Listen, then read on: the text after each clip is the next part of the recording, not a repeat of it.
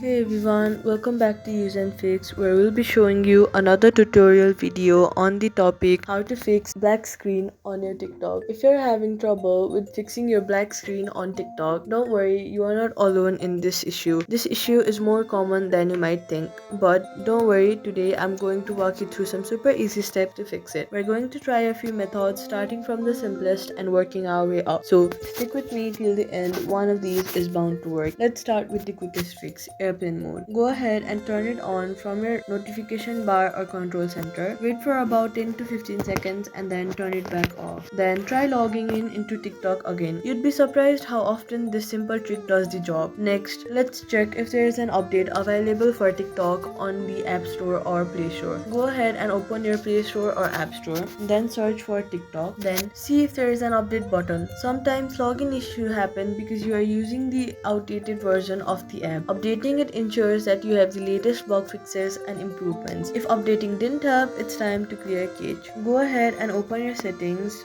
then search for app, then hit the apps button, then scroll down until you see the option of TikTok, then click on TikTok, then scroll a bit down and you'll see the option of storage, so hit the storage button. Then on the bottom right of your phone, you'll see the option of clear cache, so hit the button of clear cache. Then this clears out old data that might be causing issues. If you're on iPhone, the closest solution is deleting and reinstalling the app, which we'll get into in a second. And if none of that worked, now it's time to delete the app TikTok from your phone. Delete the app and then reinstall it with all the latest files and settings. In many cases, this is the final fix that solves stubborn login problems. And there you go, one of these should have helped you get back into your TikTok account. If it did, let me know in the comments and give this video a thumbs up to help others too. Thank you so much for watching and I'll see you in the next one.